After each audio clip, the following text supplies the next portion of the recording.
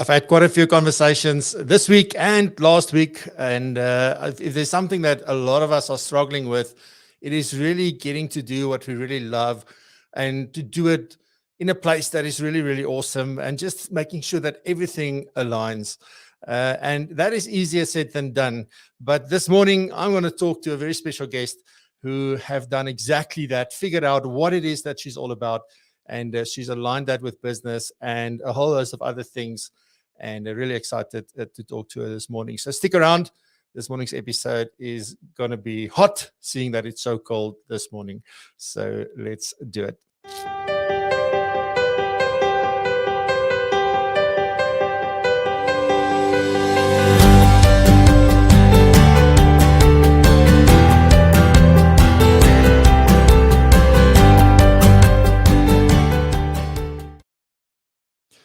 Good morning. Good morning. Hope you are doing well. It's a bit weird because we're only live at 9 o'clock in the morning. We're usually 7 o'clock. If you are watching from somewhere else in the world, we are really struggling with electricity supply in South Africa. And so it changes all the time. So unfortunately, this morning there was no power until 8:30. So hence we're going live a little bit later. But hey, we're still here. We are doing it. And I've got a phenomenal guest who I will introduce to you in a second. And we also have the current affairs with the FPI. Nikki McDonald is here this morning. Really excited to see her. It's been a while. I've seen Mr. David Kopp a few times in the last few weeks. So Nikki, it's your turn. And then we also have Norma. Norma is going to talk a little bit about how to believe something new this morning. And it's definitely something I think we need with all this load shedding going on. Igno is here to help us change our angle. So really excited. He's doing it from a weird and wonderful place for the first time, apparently, ever. He's now joining a big Facebook group, he said, of people who have managed to broadcast from here. So really excited to be able to bring that to Igno this morning. And a couple of announcements, and then my guest, Marguerite. And really excited to talk to Marguerite Engelbrecht. She is from My Journey to Freedom, and she has a phenomenal story of how her journey went. And then we're also going to get into a load of other things with her this morning. So stick around. It's going to be fun. It's going to be busy. And let's head on over to the current affairs and to Nikki. So let's do it.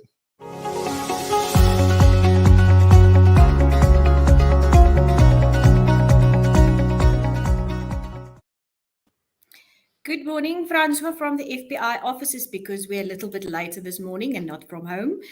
So let's start. Unfortunately, we don't have a lot of good news this week. So South Africa's worst week of load shedding, with Friday marking the fourth straight day of stage 6 rolling blackouts, is going to hit the economy hard.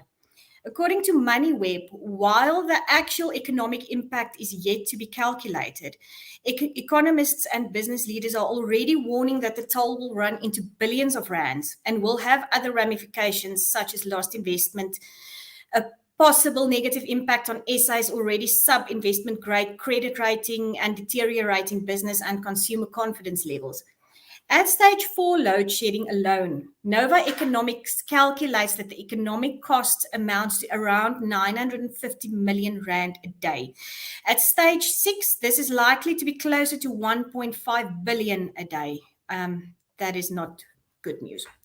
Then, keeping on that trend, US stocks fell on Thursday, fitting into a bruising first half of 2022. Finishing solidly lower after US data showed persistently high inflation pinching consumer spending. The broad-based S&P finished at 3,785 points, and that was down 0.9% for the day, and a loss of more than 16% for the last 6 months. It is officially the worst half of a year since 1970. The Dow also fell, and the tech-rich Nasdaq tumbled 1.3%. The market has fallen most of the year, breaking the trend only in late March and for other brief stretches in a fairly steady retreat. And a series of bad inflation readings have prompted the Federal Reserve to undertake increasingly aggressive measures to try and rein in growth and pricing pressures. 2 weeks ago, the central bank enacted a supersized 0.75 point interest rate hike. That is the biggest increase in nearly 30 years, and markets are weighing whether to expect the same thing in July. Interesting times out there. Then the FSCA sent out a warning yesterday that they have noticed an increase in the number of fraudulent activities being conducted in respect of the FICE regulatory examinations. So these activities include candidates knowingly buying forged or fake examination certificates, unlawfully altering examination certificates, paying other persons to impersonate them when writing the examination, and paying persons who supposedly have some form of control over the examination process to guarantee a successful pass rate. So everybody who is in the space where you get new applications and things like that, FPI cannot state enough that the vetting process has to be done properly, because we have also in our space seen an increase in fraudulent documents coming across our desks from many different areas. So keep your eyes open. And then I've got some interesting news in between all of this doom and gloom. The government of Thailand just removed cannabis from its list of narcotic substances, which they hope will benefit the tourism and pharmaceutical industries. But the interesting thing is that chickens could end up being the major beneficiary of this relaxation, as scientists in Chiang Mai have begun testing to see if cannabis could replace antibiotics in commercial farming. Their findings, which have not yet been published, are that cannabis supplemented chickens on an organic chicken farm suffered from fewer cases of avian bronchitis, and the quality of meat was judged to be superior based on the amino acid and lipid profiles, as well as tenderness compared to non-supplemented chicken. Now, who would have thought that a chicken on dacha would be a good thing? Thank you, Francois.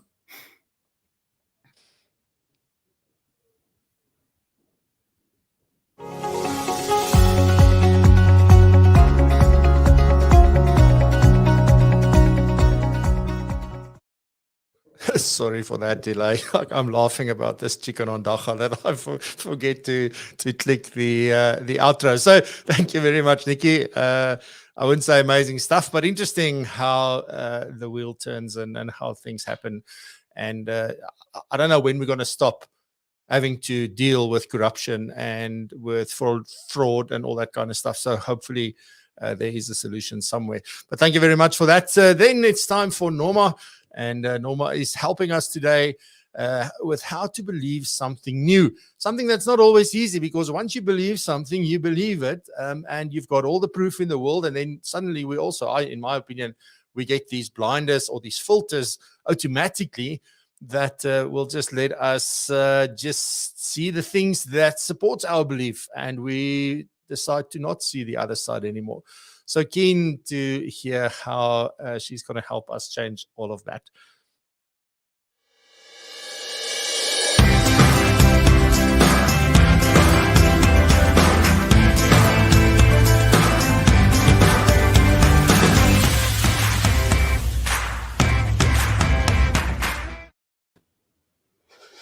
Good morning. So Francois gave my talk for today quite a good introduction. So I want to talk to you about believing new things. So if we have a look into our lives, we can easily see the places where we have the results that we actually don't want. And if we just sort of, take a step back and see where those results came from, it actually is from what we're believing or what we're thinking. So thinking is really the start of everything. I mean, look around you. Everything that started in the world started with a thought. So, I mean, there's proof that, that is the way that it works. So our thinking creates the state of being that we're in, and that state of being then drives the actions that we take, and those actions or inactions lead to results. So sometimes we do actually find that, you know what, I see that I don't have the result I want, and this is the thought that I keep thinking. And now we want to go and change that thought. And a lot of times it is, it's so far off, it's so far into the future, or it's such an extreme thought that I need to think in order to get my result that, it's not believable for me. And that's why affirmations also don't work, because we keep repeating stuff to ourselves that we actually don't believe. And if we don't believe something, it doesn't create that state of being, or it doesn't create that feeling that is going to drive actions, that is going to lead us to our results. So I want to introduce to you today the thought ladder. So this is just a tool that we can use to change the way that we're thinking currently. So instead of saying, for instance, I love my body, or I hate my body rather, this is where I am currently, I hate my body, and I want to get to I love my body. So you can see it's such a big jump that at this point, I can't even see the possibility of loving my body. So what I need to start off with is something that I believe in, my current thinking, and then I need to ladder myself up until I get to the thought that I actually believe. So let's take a business example, for instance, that I have a goal of making 1 million this year. And currently, last year, I have the evidence, I have the proof that I only made 100K. So my current thinking is that I'm not the type of person that makes that much money. So that's my current thinking. My thought that I want to think, or my goal thought, is I completely, totally believe that I can make 1 million. So now we know what we want to think, we know what we're thinking currently, so now we can start moving up. So the next thing we can do, or the next step, is simply by starting my sentence with something like, I keep thinking that I'm not the type of person that can make that much money. So what we're starting to do is just wiggle that thought, like a child that wants to pull their teeth. You have to start wiggling that thought or that tooth until it gets loose enough so I can just let go of it.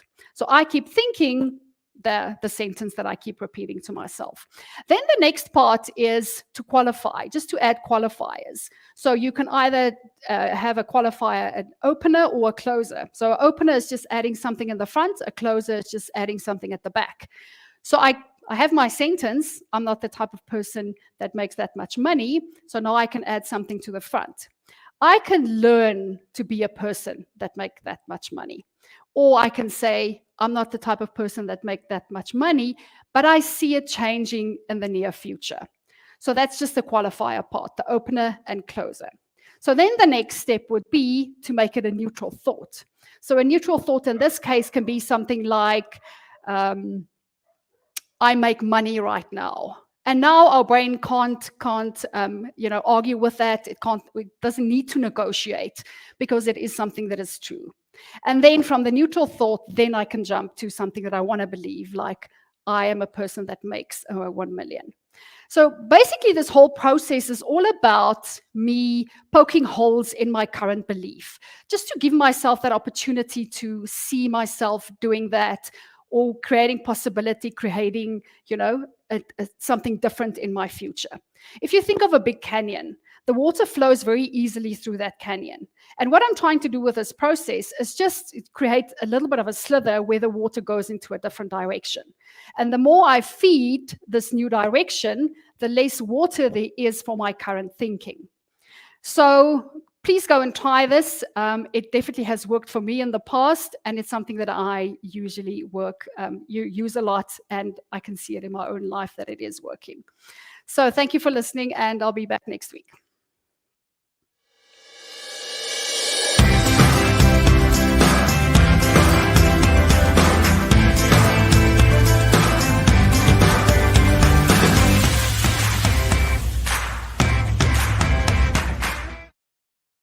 Alrighty, good stuff. Thank you for that, Norma. And next up, from a very special place this morning, and yeah, the Free State is special, but it's even more special than the Free State. So with that, let's head on over to Igno and see how we can change our angles. And Igno, hope you're ready. Here we go.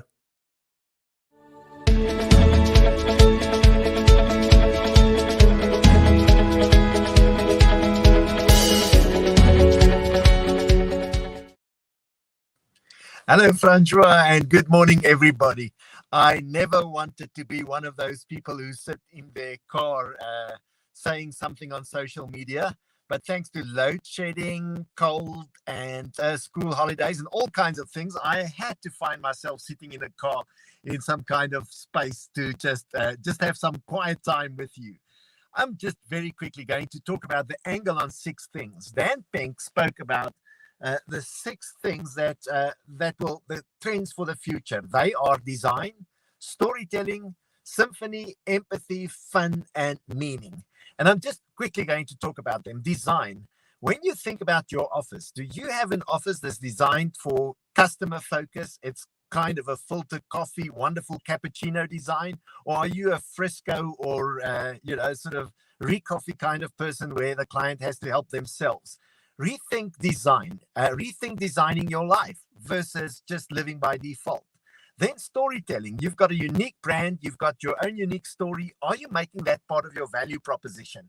And when I think of design and storytelling, I always think about, what Cobus Klein talks about when he talks about the canvas that sits behind you and the brand that you're building through the canvas. Today, I literally tell the story that I never wanted to tell, but here I am.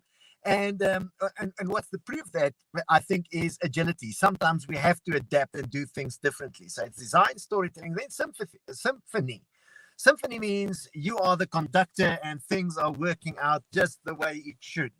And then empathy, and empathy is when you take good care of people. And so empathy is when you really love people. You don't have to attend a course on customer service if you really care for people. And then fun, especially during lockdown, the nature of fun changed completely. And what are you doing to have fun over this weekend, over this winter, during this lockdown, past lockdown, in the shutdown of electricity, shall we call it that?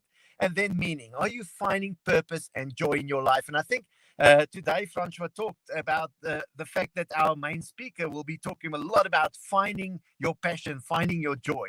So if I leave you, how do you change your angle today on the design of how you work, on the storytelling, what you say to people through who you are, on symphony, what resources you bring in, and on empathy, do you really care and do you show you care? And then fun, I do hope you're having lots of fun. And do you find meaning in your work? Because if you find meaning, it won't be any trouble to do anything else. So go out there. It's the 1st of July. The days are getting longer. Summer's coming. So it's time to change your angle, time to change your life, and time to, as Norma said, change your beliefs. Have a lovely, lovely weekend and a special, special winter through the lockdown, the shutdown, the electricity power down, but you never go down. Thank you so much, Francois, for the opportunity to also talk from the car. Be agile, be super, tell a great story, change your angle, change your life.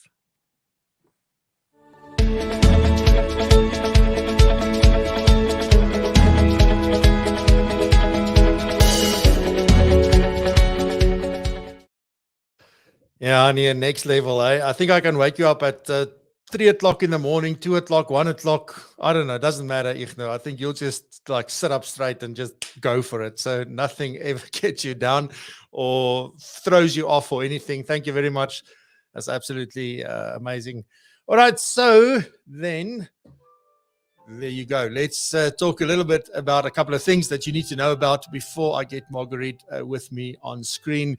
And the first thing that I need to, that I can confirm, and that is now done, it's all sorted. There is just 2 people I'm still waiting for, but I am very confident that that will go down very well. But the PROpulsion Pro, or the PROpulsion Summit, that is happening on Tuesday, the 23rd of August, it's all a go. And we have a phenomenal agenda and lineup for you. It starts at 9 o'clock in the morning. It will be finished by 2. It's virtual. It's dynamic. It's going to be quick and energetic. And we have some great people. And what we've done is we have combined short little mini keynotes, 10-minute keynotes with some panel discussions, but not the normal panel discussions that you've heard this year thus far in sort of other summits or other conferences that you may be attended. We're really covering a lot of ground, and we've got phenomenal local and international panelists joining us for that. So really, really excited. So there will be 6 panels. There's going to be 7 mini keynote speakers, and it's going to be a morning of absolute fantastic information, insights, motivation, inspiration, name it. It's all going to be there. Tickets go on sale on Monday. I was hoping to get it out this week, but I was waiting to finalize the agenda and making sure that everything is in place before I sell any tickets. So the tickets are going live maybe sooner, but Monday at the latest. It's going to be 390 Rand a ticket. We are also applying for CPD, so there will be CPD. And then PROpulsion Pro members, you obviously don't have to buy a ticket. You will just gain access to this. So awesome stuff. So really looking forward to that. All right. So then the next thing is we have upgraded, changed, like actually completely threw the baby out with the bathwater and created a brand new online learning system and an online learning site that now you don't need to do assessments anymore. So, which is fantastic. Once you've completed a CPD activity, once you've watched the entire video, you've completed what you needed to complete. That's all. Like no more assessments, no nothing, just easy. It's a new intuitive interface. It works on all the devices, looks brilliant. It's easy to navigate, and that has been done. And what we're launching with that now first is obviously the Day of CPD recordings from the 1st of June. You remember, part of the Global Financial Planning Conference.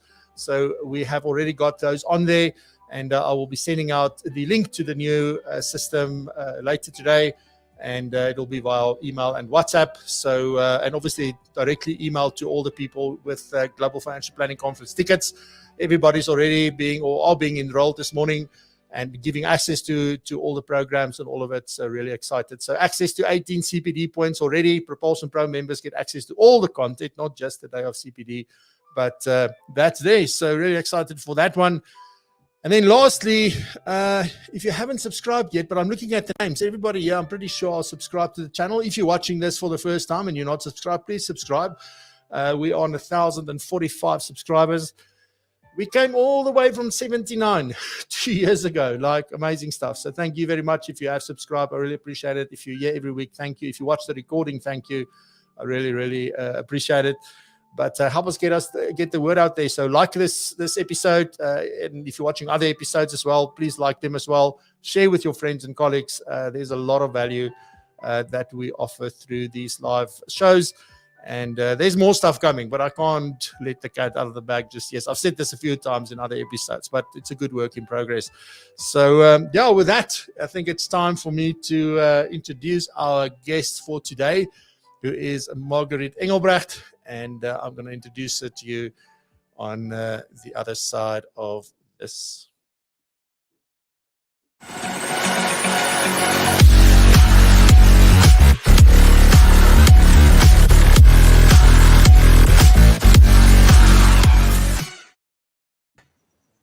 Good morning, Marguerite. A warm welcome to Propulsion Live. Thank you so much, Francois. Delighted to be here. Yeah, it's been a while, eh? Because the first time I sort of asked you, you said no. It was a long time ago, and you said you were busy with other things, and I took a second chance, and this time you said yes. So I'm very happy to have you on the show. And we had a bit of a catch up like a month or month and a half ago to just talk about what would we talk about today. And I was like so excited, and that excitement has not worn off. So warm welcome. Really awesome to have you. Yes, thank you. And you're a clear example that persistence pays off. Yes, yeah, I know Ricky Ven, eh? Marguerite, just before we get started, because obviously I want to delve into your journey today, because you have taken a lot of the things that we guide other people on, be it your clients or that I guide advisors on, or that, I mean, you guys also train advisors, etc. But like we guide people to do this, but then often, you know, and when I was setting up sort of the description for today, I was looking for a proper sort of analogy or an idiom or something that I could use a metaphor for this. But often we don't do those things ourselves because we're too busy telling others what to do, and we don't follow those things. But you did the exact opposite. You actually took these things to heart, and you employed this in your journey. And I want to talk about that. I want to talk about financial coaching a little bit, and I do want to talk also about how do you grow your business through collaboration and merging. So an exciting morning ahead. But before I start, just give us a little bit about who Marguerite is, where you work, and just so that we can sort of get a sense before we get started. Okay. I'm co-creator at My Journey to Freedom. I'm partnering with Mary J. Fourie. And if you've been around in the financial services ecosystem for a while, you would have seen her posts. She's quite outspoken, sharing what she believes. And that is one of the ways in which we actually connected. Because I was attending a FPI CPD session online, and this little side panel of comments came up. And she wrote something in response to somebody's question. And I was like sitting there and thinking, wow, there's somebody out there speaking the same language as I do.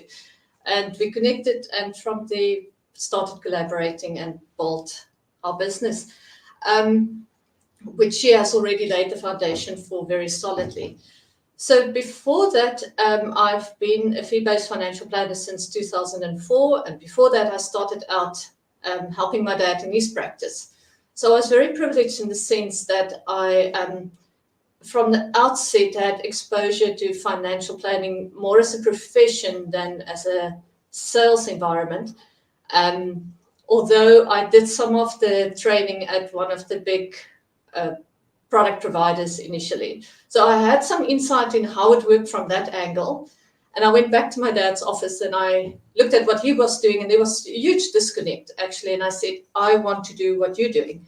And he said to me, well, then you need to study further. And that's when I did my postgrad diplomas in financial planning. Fast forward, when I started my own practice with a fee-based focus, I was quite ambitious at that stage. And then life happened. I got married, I had kids, and my business got shifted to the back burner. So Francois, when you say that I've done the exact opposite, actually, I haven't. I've actually gone through the journey of shifting my focus, my ambition to my family. And only later, when COVID hit, I felt now was the opportunity to resurrect that long lost dream of doing coaching as well. And I started studying again. And here we are 3 years later.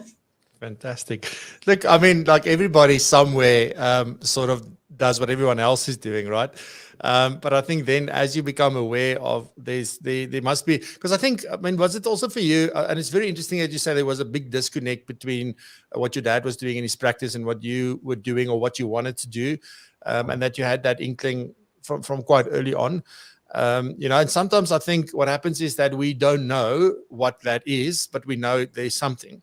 And that's sort of the thing that we then go down a road to go on journey. But then life happens, as you said, you have kids, you have a family, and that does take a lot of time. And I think what often happens also is that we tend to put things so far on the back burner that we postpone almost that feels like an eternity before we say, okay, now's the time. And it just makes it difficult at some point because you've got all these responsibilities, you've got all these things that you need to take care of.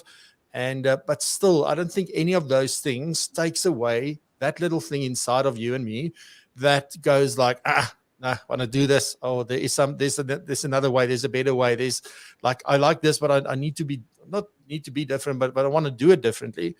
I mean, is that sort of the same that you felt all this time, even though your focus shifted away? Yes, I could definitely agree with that, Francois. I think there was, when I started out with my own business, I was very lucky that somebody was willing to coach and mentor me. And when I was exposed to coaching, I thought, wow, this is something I really want to do. But you're in that startup phase of your own business. There's just so much going on that it kind of gets deferred a little bit. And then it gets deferred again. And as I said, life happens and it gets deferred even further. So, but the dream has always been there to focus more on coaching. And when COVID happened, before COVID started happening, I was already busy planning, rebranding, rethinking my business strategy, my value proposition, what I was doing. And I kept on coming back to, I will have to go and upskill myself. There's definitely scope here for more learning, ongoing training. And so I started talking to people. Hendrik Crawford was one of the people that very kindly made some time to speak to me. Then he invited me into a group that he had of coaching circle. And from there, at that stage, they were piloting a short certificate course in financial coaching, which I attended. And that formed the foundation of what I did later on. Yeah, that's amazing. I think I was very fortunate yesterday to actually have a catch up with Hendrik as well. And he touches so many lives and gets so many people, because he is so passionate also about this. And I think as you get more and more people together that's really passionate about coaching specifically, then things start to happen and the movement starts to form and things start to move in a direction. And again, like coaching is not for everybody. It's amazing how coaching speaks to some people that this is the thing. This is my passion. This is what I want to do. I had a conversation with somebody the other day, another Marguerite, same thing. It's the same kind of conversation where that's where it's at. And how do we get more financial advisors to sort of look at this coaching aspect, which is something we'll chat about a little bit later. I just want to stand still very quickly. Like, I think if I heard now, like 2004, you said you started like a fee-based practice. Was that right? 2004. That's right. Yeah. And please share a little bit about that journey, because even now, like a week ago in the best practice huddle, we had people asking, like they researching, they want to do this.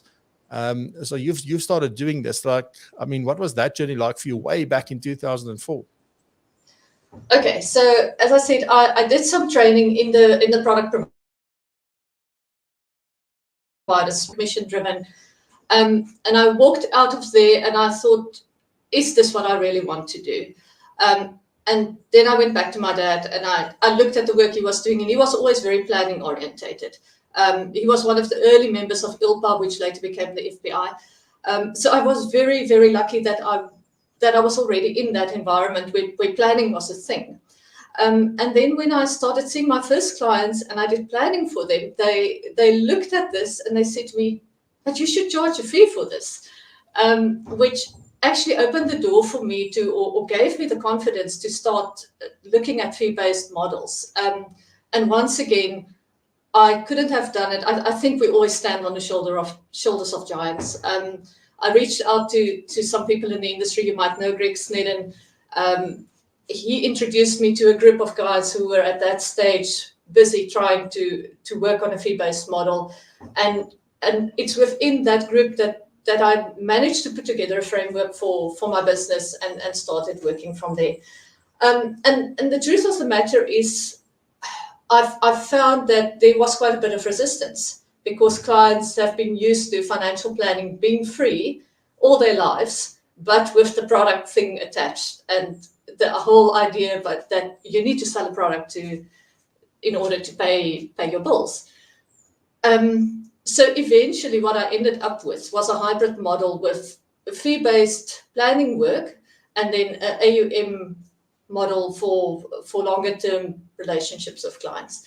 And it wasn't quite where I wanted to be. I wanted to do flat fee-based. I didn't want to have this hybrid model, and I didn't know how to shift. Yeah, and that's the challenge, right? Because like it's almost like, well, one, we need to stop doing things for free and we need to start defining the value and quantifying the value and all of that and putting a price to it. But our biggest challenge, and it's not just a challenge in South Africa, I think it's all over the world in different sort of ways and maybe at different scales. But how people then pay for that advice is a totally different issue, actually. And if you hear like most people who's got a fee-based practice, there's very few fee-only planners. But the fee-based guys mostly do AUM. And this sort of, I want to come back to this when we talk about the coaching, because I think that's also one of the challenges with paying for coaching, is how does that business model work? Because like, that's also hard. It's this fantastic thing. You've all seen the impact it has, but clients don't always see that. And I want to chat a little bit about that, because I think there's a bit of a link, in my opinion, between fee-based and coaching. But we'll get to that. I mean, did you then at that point sort of give up on the idea about being fee-based, or is that still the model that you follow today? No, my merits model is we want to be fully fee-based. So I still have some legacy clients with AUM background that I brought across to my journey to freedom. But we do, our focus is to be flat fee-based and retainer-based going forward. Yeah. And I mean, I assume there's progress there. That are people becoming more and more willing to enter into those kind of agreements? Yes, definitely. I think especially the younger generation actually expects to pay for the service they get. Oh, wow, that's very interesting. Conversations are definitely a lot easier nowadays than what I found in my early stages of my business. Why do you think that is? Like, do you have like an idea of what the reason is why, let's call them then the younger or newer generation, why they more open to paying for this? Is it just because they never dealt with someone before, so they don't know about the free F&A and the free this and the free that? Or what, do they just have a different mindset about it? I think it also has to do with the fact that there's a lot more information out there. In 2004, social media hardly existed. I don't think it really existed. Facebook started coming in a little bit later. There's a lot more information. Clients are becoming aware that free isn't really free. There's always strings attached. And when people want independent guidance and they want they want client-centric, client-focused guidance and advice, then they don't want it to be entangled with a product because they don't necessarily need the product. Yeah, and the fact of the matter, I believe, is that if they're willing to pay for the guidance and the advice and all of that, that means that you can focus on the fundamentals first. Whereas if your business works on, I've got to implement something to get paid for this work, that's where the focus is just naturally going to be. It's not very often that someone would do work that would not lead to any kind of other business. I think if that happens, it's really rare. It's definitely not. It's an exception and not the rule. But I mean, it's amazing to sort of hear that is happening. And I mean, let's fast forward a little bit onto. So thanks for sharing that, by the way. Like, my mind is racing and I'm thinking about a million questions I want to ask you, but I'm also conscious of time. So you then got to a point where you wanted to get into coaching. You knew that this was for you. You sort of saw this comment from Mary J and you sort of connected with her, and then you decided to merge. Is that right? Or to start join this. So tell me a little bit about that decision and sort of why both of you probably decided it's a good idea. Okay. So as I said earlier on, I was busy relooking my entire brand, etc. Because up to then, I've been maintaining a very, very low profile in the financial services industry.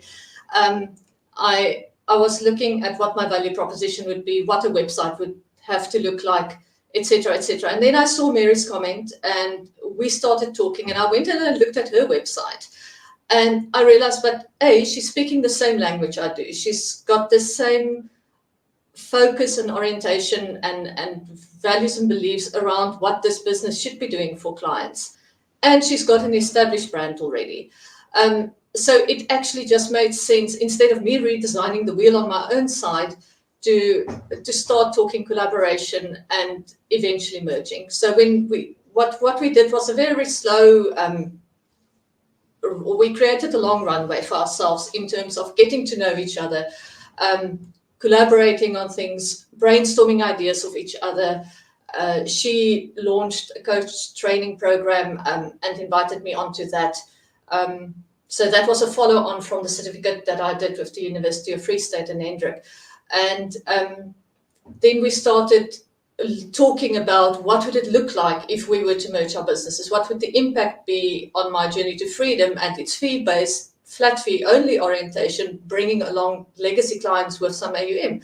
Because not all my clients would be amenable to the idea of switching to flat fee completely and a retainer model. They're happy with the way things have been working for them.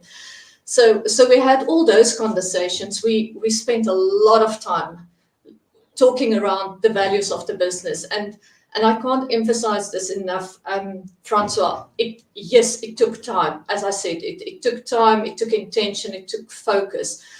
But having laid that foundation, it kind of creates a filter through which you view future decisions, and it makes subsequent decisions around the business and where the business is going so much easier if you have a solid understanding of who you are, what it is that you want to do for your clients, who you want your ideal client to be. It cuts out a whole lot of noise that we would otherwise have to bring into our decision-making processes. And my question is, so I want to delve a little bit into what that process looked like, etc. But just before I do, just tell me, like, why did you decide to do it with someone and not go and do your own thing? Like, what made you say, like, oh, I need to, not need to, but I want to do it with somebody like Mary J, for example? Like, why in a partnership and not just do your own thing? Like, what was that decision sort of process and thought process for you? Okay. Well, one of our values in our business is collaboration. And it's one of my personal values. It's one of Mary's personal values. And it is the realization that when I sit here in my own office, doing my own thing, thinking my own thoughts in my head, I kind of become an echo chamber of myself. Whereas when I share ideas with other people, when I talk to other people, when we co-create something, what is eventually born is just so much bigger and more beautiful than what it is that I could create on my own. I believe we were created for community, Francois. That thing of no man is an island sounds very true to me, because we're not meant to be isolated and siloed. When we co-create, when we reach out to other people, even if their way of doing business is completely different from our own, there's a synergy that happens. There's new ideas get born that would otherwise not have happened. And I think there's incredible beauty in that. Yeah, and I think what I'm hearing is, like, I mean, you really know yourself and you understand what is important to you. You understand, like, you know, how you want to do things. So, I mean, was it always like that, or did you actually do a lot of work to get to know and understand what you value and, you know, what's important to you and what you stand for, basically, you know, those kind of things? Is that a journey that you went on, or was it just something you always knew? It's a journey, Francois. We grow, we mature, I think reflective practice is part of my life. I have a regular quiet time, and during that time, things come up, ideas come up, realizations come up. So, but it's definitely a growth journey, and embarking on formal coaching training forms part of that journey, because there's a lot of reflection, a lot of deep work that you need to do in yourself. So, yes, it's not for sissies, because sometimes we're confronted with stuff within ourselves that require us to take a hard look at, what have I been thinking? What have I been believing? What are the lenses that I use to view the world? And how does that impact my decision-making, my relationships, my whole way of being? So it's a combination of things. It's time. It is making the time to become quiet and reflective and looking inside. And it is also formal training. Yeah.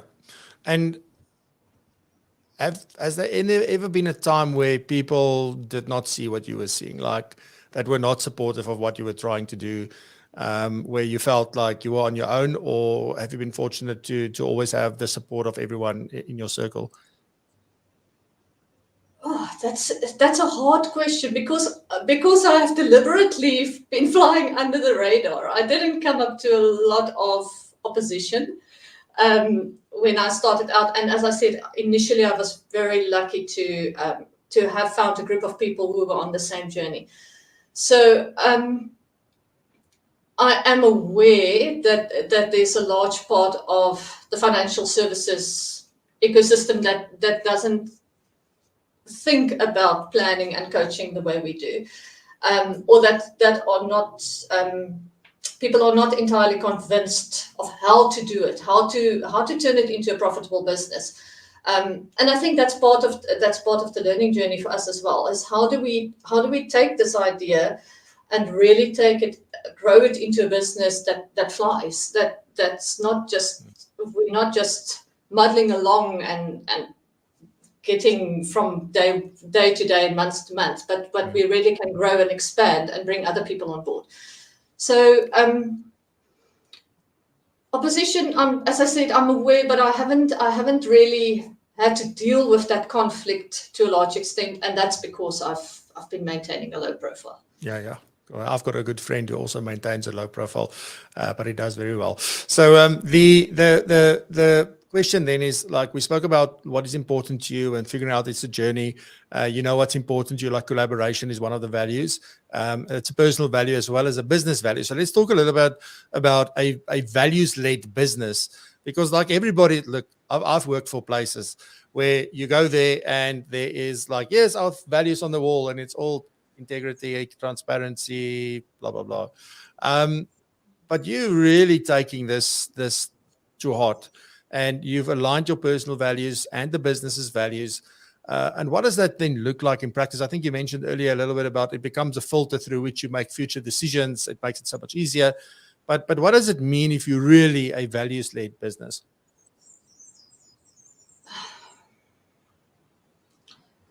It does entail reflection, Francois. It means that we do block out time in our week. Mary and I've got a weekly strat meeting.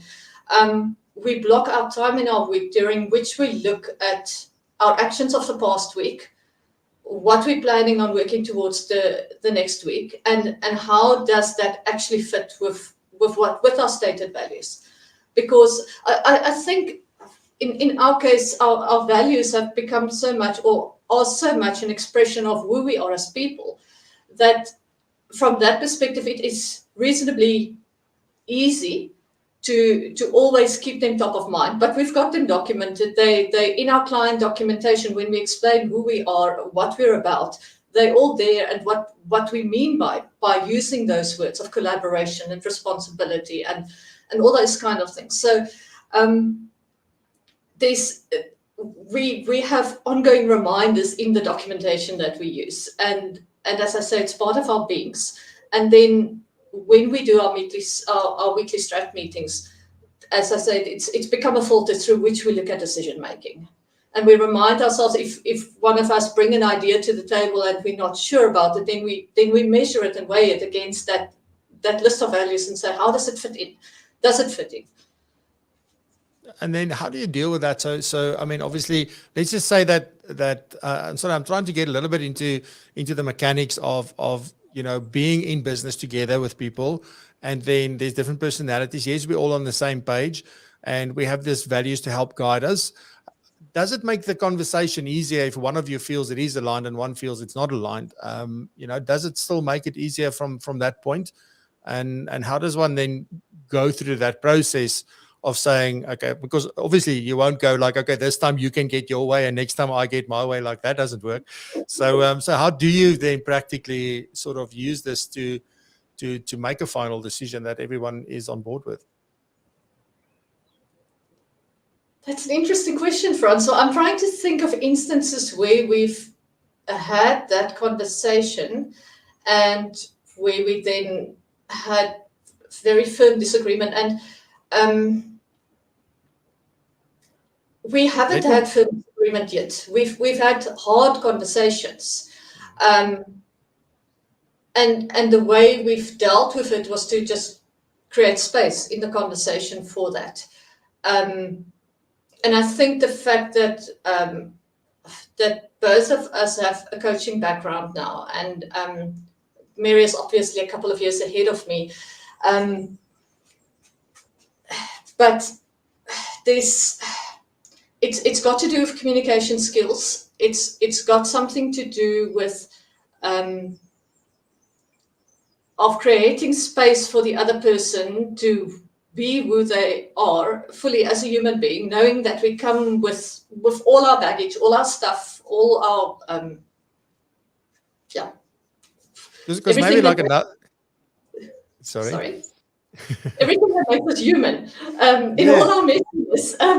So we definitely create space for that, and I think we hold the perspective that we try to hold lightly to our own ideas, and also to the idea that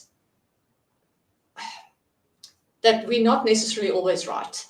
And there's another thing of value that I've learned along the way, and that is, even if we don't agree on something, disagree and commit.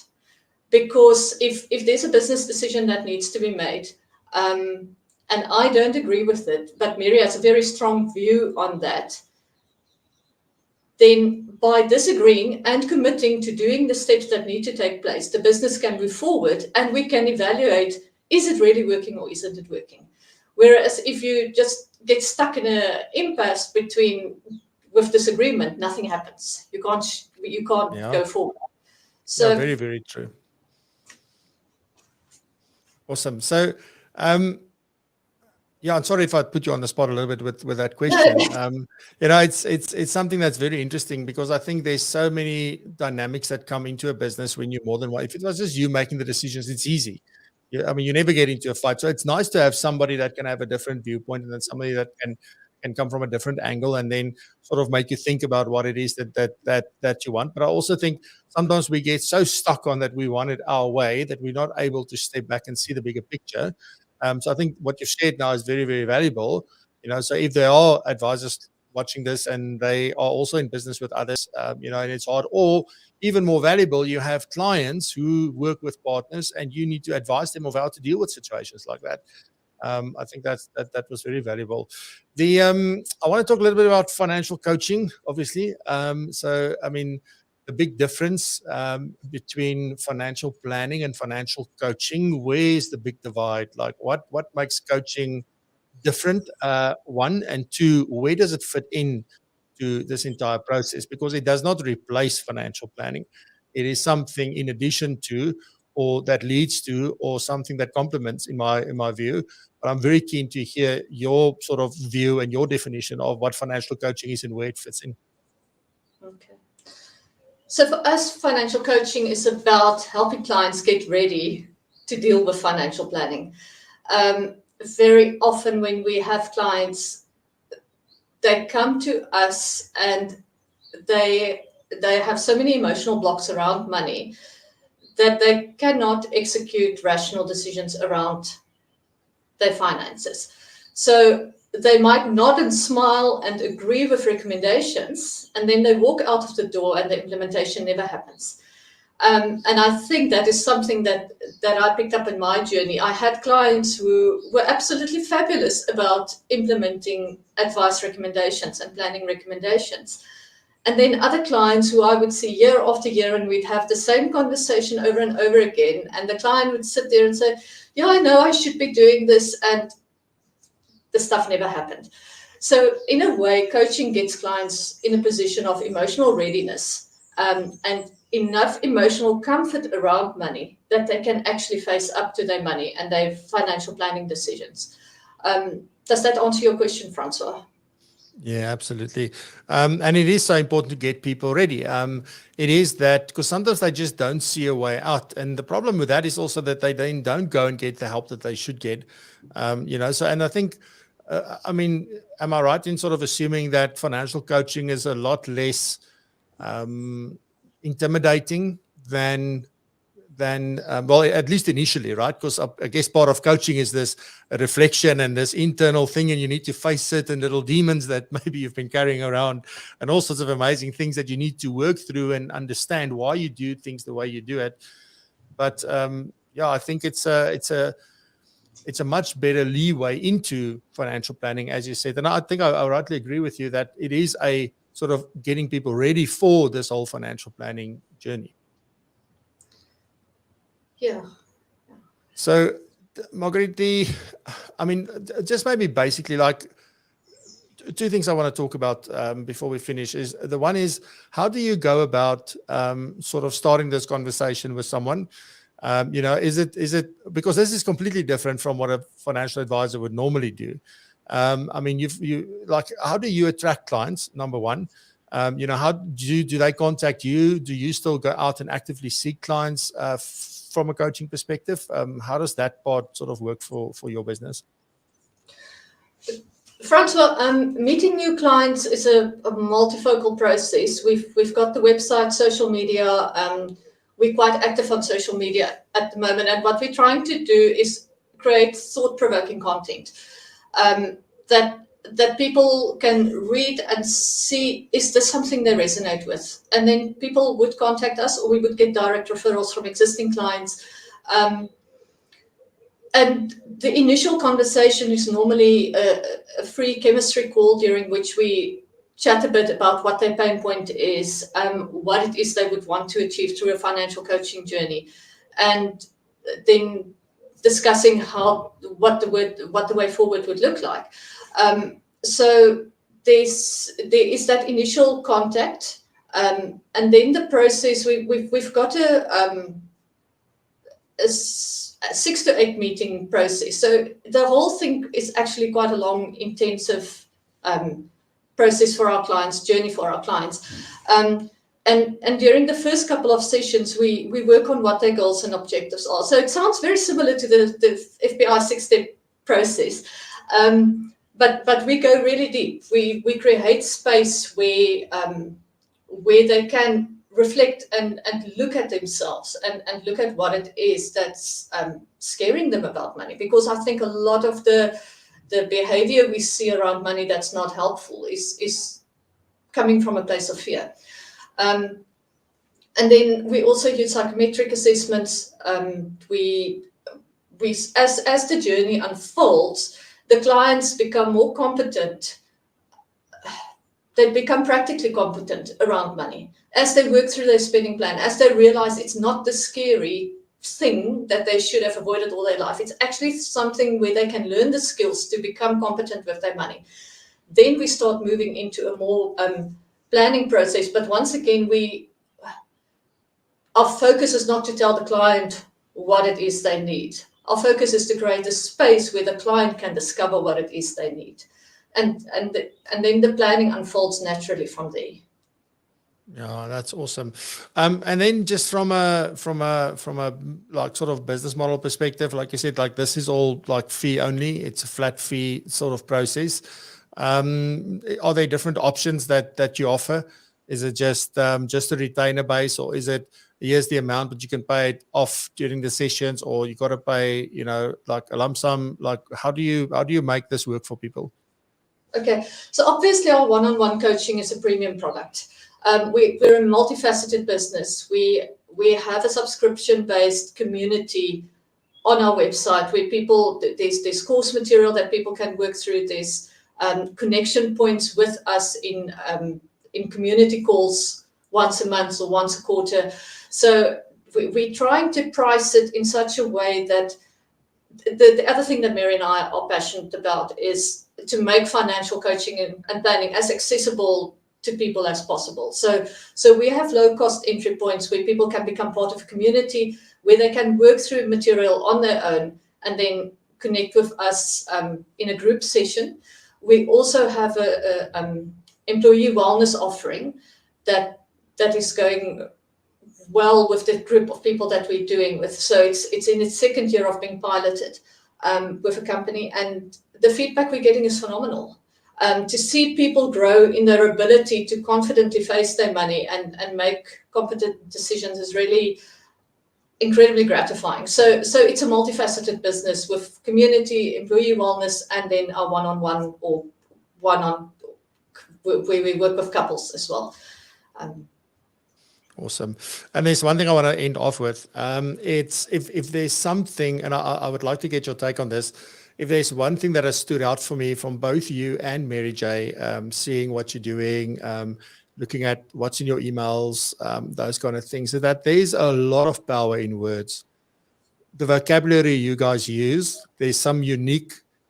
You've got it's amazing actually for me anyway. I'm from the Free State, so I'm amazed easily, but I'm telling you, it's really, really amazing to sort of look at the way that you guys speak. I mean, even I think the WhatsApp you sent me yesterday or the day before, the way you ended it off, or the email, I can't remember now. It's just like, geez, it's just something different. So, I mean, I assume that is on purpose. I mean, you've really thought about the words you use when communicating and signing off emails and doing those kind of things? Yes, we do. And it's an ongoing journey.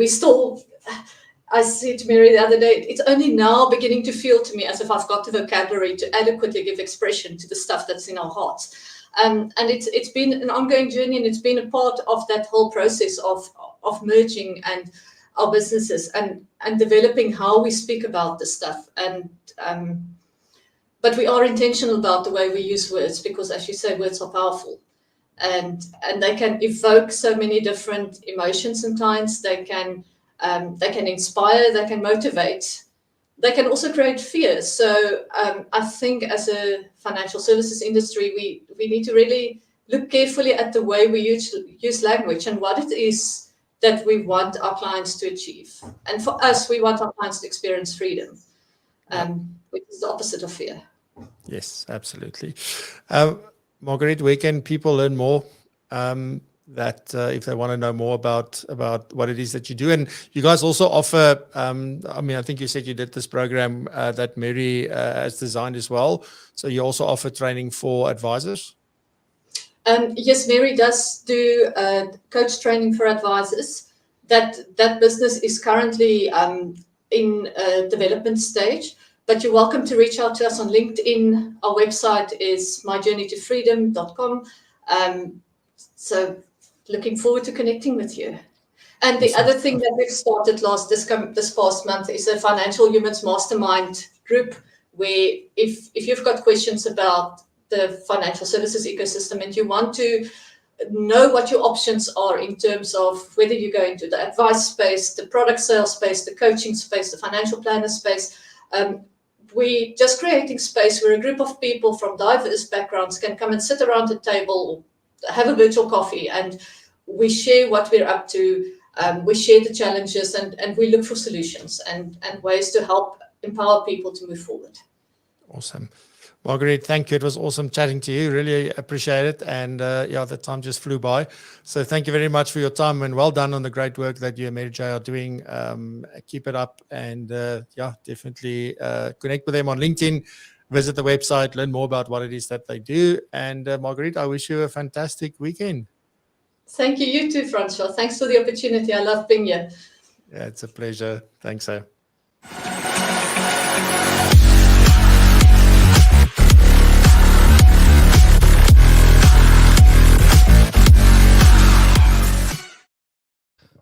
All right, and just like that, it's the end of another show. My guest next week is Mandy Murphy from Old Mutual Wealth. So really looking forward to talking to her. But until then, just remember, we'll be back same time. Well, I don't know if we'll be back same time, but we'll be back next week.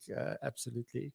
So have a great weekend. Stay safe, be blessed and prosper. And remember to raise the bar. See you. Love you. Bye-bye.